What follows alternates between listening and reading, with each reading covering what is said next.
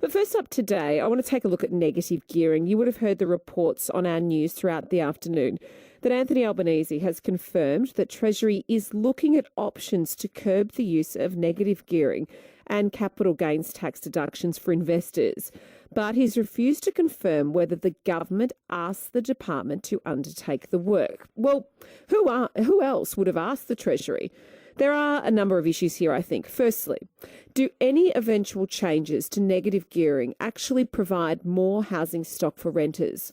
Or does it simply mean that first-home buyers go into the market? What does it do for the rental economy? Secondly, does uncertainty and speculation like this further erode the confidence in the housing market? And thirdly, just how political is this? The government's getting hammered on the housing crisis, so floating an idea like this and appearing to do something about the lack of stock by coming after investors, is that a vote winner? 133693.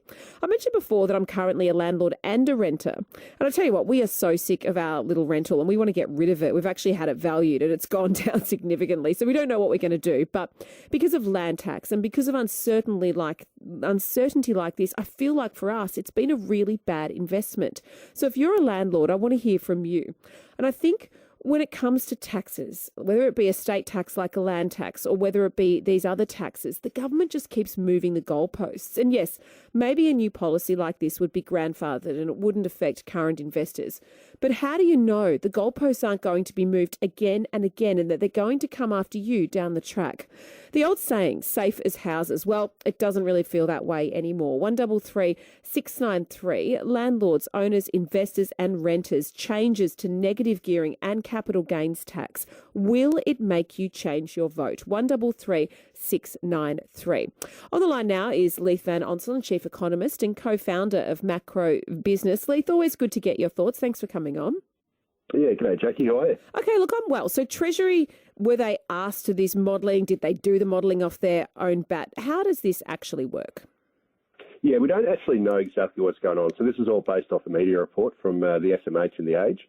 And what it's basically told us is that Labor's looking at potentially capping the number of properties that a taxpayer could negatively gear. And it would be grandfathered. This is the understanding from the article.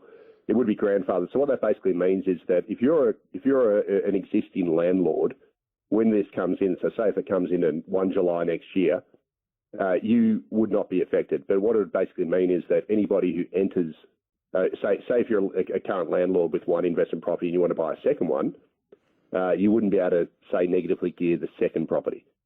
And the idea behind this is to basically, reduce investor demand in the market, which would then, give more room for first-home buyers to purchase properties. But what does that do for the rental crisis then? Doesn't that just deepen the rental crisis because you've got first-home buyers buying these homes? No, look, it actually makes it pretty much zero difference. So negative gearing doesn't really impact the rental market. The reason why I say that is the overwhelming majority of investors buy existing houses, so ones that are already built. And what it means is that if an investor turns up to an auction, for example, outbids a first home buyer, purchases that house, all they're effectively doing is turning that home for sale into a home for rent. But what they've done is they've actually reduced the number of renters. They've increased the number of renters by a first home buyer not purchasing that house. So it doesn't actually impact the supply-demand dynamic.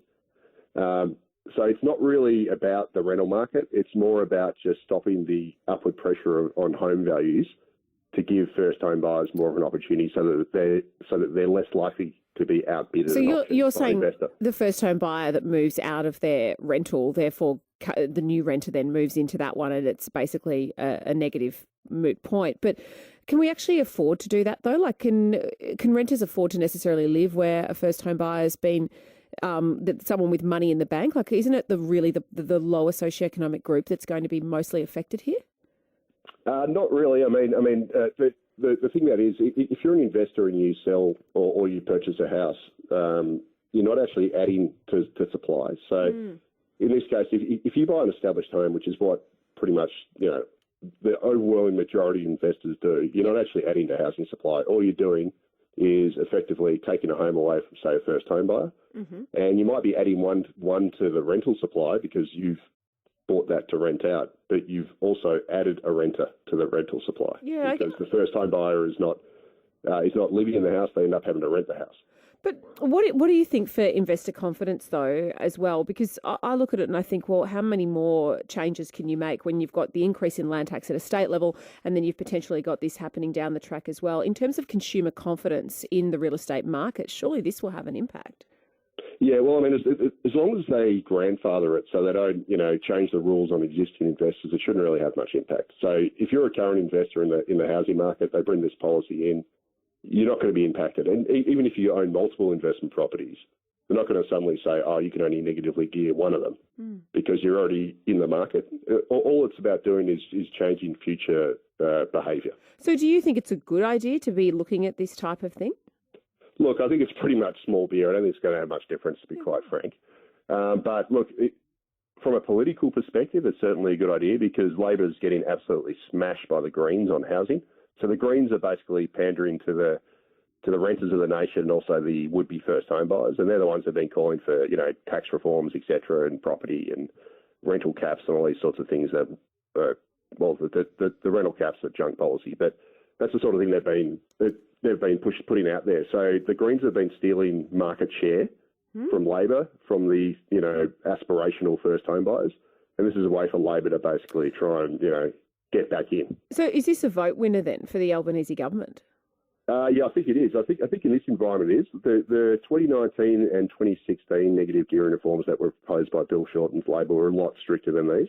So that was going to be a lot harsher. This looks like really small beer. Like all we're talking about here is basically precluding future investors from owning multiple investment properties. They'll still be able to own one. They just won't necessarily be able to negatively gear 2, 3, 4, etc. So you've worked... It's not going to have a huge impact. Okay, so you've worked for the Victorian Treasury before. So what else does the Albanese government need to do, whether they go down this road or another road, to make changes to the housing market? What would be your number one piece of advice? Number one piece of advice would be to dramatically cut immigration. So this is why this is really a small beer policy. The key problem we've got is that we've got massive levels of population growth in this country through immigration. And more than 500,000 extra migrants have arrived beyond what the Albanese government initially projected when they came to office. And that 500,000 people need somewhere to live. And we haven't been able to build enough homes because we've got all this hangover from the pandemic with high construction costs and builders going broke, et cetera, et cetera. And as a result, that's why we have a rental crisis in this country. We've imported 1.1 million renters since the Albanese government came into office. And that 1.1 million renters needed somewhere to live, and we haven't built many houses for them. So you mentioned that 500,000 figure. How much should the government then cut immigration by? Oh, significantly. I mean, I'd argue that immigration was far too high before the pandemic came along, and now it's just at absolutely absurd levels. And so I'd be very happy for them to cut back to about 120,000, which was roughly the level we had in the mid-2000s before the Howard government initially ramped it up. And, we're obviously Melbourneites who are listening to this program. Well, Melbourne's population has grown by about 2 million people this century so far, and it's projected to grow by another 3.5 million in the next, several decades. And I, for one, don't think Melbourne's going to be a better place with 9 million people than it was at the turn of the century when we had 3.5 million people. That is the fundamental problem. Leith Van Onselen is the chief economist and co-founder of Macro Business. He's also a former Victorian Treasury worker. Leith, always appreciate your thoughts. Yeah, cheers, Jackie. Speak to you next time. Okay.